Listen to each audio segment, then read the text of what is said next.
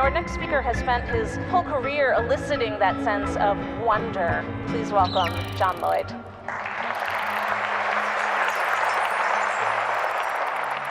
The question is, what is invisible? There's more of it than you think, actually. Everything, I would say, everything that matters, except everything, and except matter. We can see matter, but we can't see what's the matter. We can see the stars and the planets, but we can't see what holds them apart or what draws them together. With matter, as with people, we see only the skin of things. We can't see into the engine room. We can't see what makes people tick, at least not without difficulty. And the closer we look at anything, the more it disappears. In fact, if you look really closely at stuff, if you look at the basic substructure of matter, there isn't anything there. Electrons disappear in a kind of fuzz, and there is only energy. One of the interesting things about invisibility is that things that we can't see, we also can't understand. Gravity is one thing that we can't see and which we don't understand. It's the least understood of all the four fundamental forces and the weakest, and nobody really knows what it is or why it's there. For what it's worth, Sir Isaac Newton, the greatest scientist who ever lived, he thought Jesus came to Earth specifically to operate the levers of gravity. That's what he thought he was there for. So, bright guy, could be wrong on that one, I don't know. Consciousness.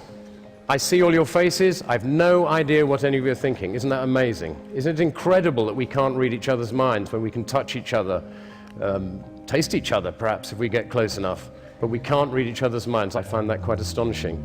In the Sufi faith, this great Middle Eastern religion, which some claim is the root of all religions, Sufi masters are all telepaths, so they say. But their main exercise of telepathy is to send out powerful signals to the rest of us that it doesn't exist. So that's why we don't think it exists, the Sufi masters working on us. In the question of consciousness and artificial intelligence is really, like the study of consciousness, got nowhere. We have no idea how consciousness works. Not only have they not created artificial intelligence, they haven't yet created artificial stupidity. The laws of physics, invisible, eternal, omnipresent, all-powerful, remind you of anyone? Interesting. I'm, as you can guess, not a materialist, I'm an immaterialist, and I found a very useful new word, agnostic, okay? I'm an agnostic. I refuse to be drawn on the question of whether God exists until somebody properly defines the terms. Another thing we can't see is the human genome, and this is increasingly peculiar because about 20 years ago, when they started delving into the genome, they thought it would probably contain around 100,000 genes. Every year since, it's been revised downwards. We now think there are likely to be only just over 20,000 genes in the human genome. This is extraordinary, because rice, get this, rice is known to have 38,000 genes. Potatoes have 48 chromosomes, 2 more than people, and the same as a gorilla. You can't see these things, but they are very strange. The stars by day, I always think that's fascinating.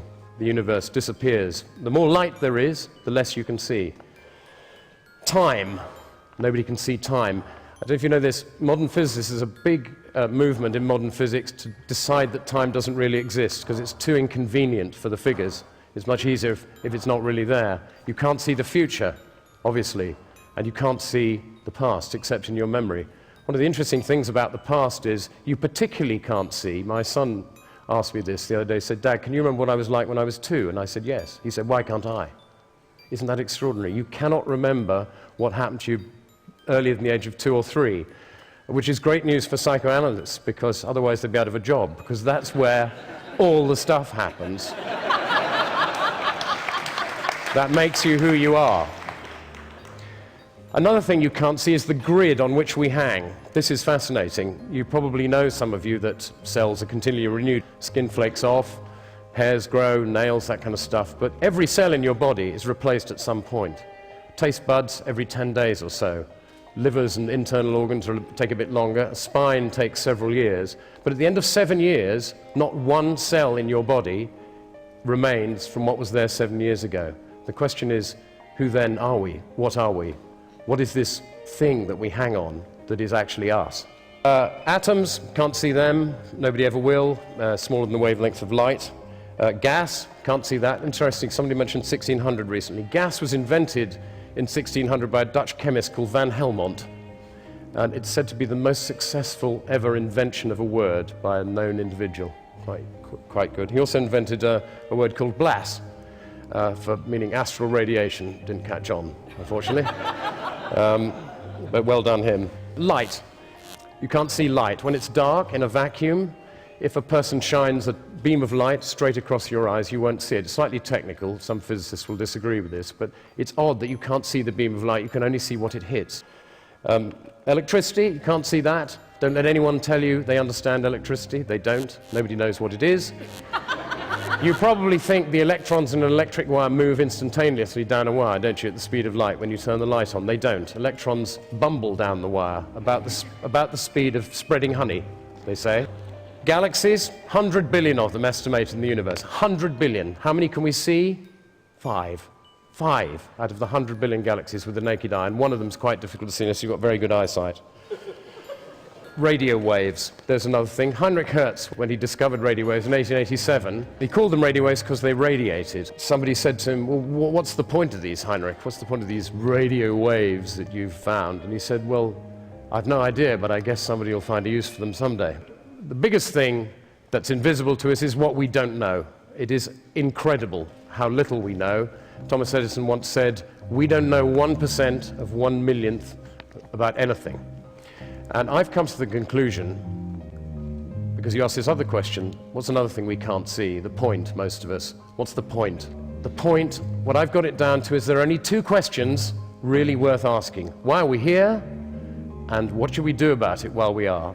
To help you, I've got 2 things to leave you with from 2 great philosophers, perhaps 2 of the greatest philosopher-thinkers of the 20th century, one a mathematician and engineer, and the other a poet. The first is Ludwig Wittgenstein, who said, I don't know why we are here, but I'm pretty sure it's not in order to enjoy ourselves. He was a cheerful bastard, wasn't he? And secondly and lastly, W.H. Auden, one of my favorite poets, who said, we are here on earth to help others. What the others are here for, I've no idea.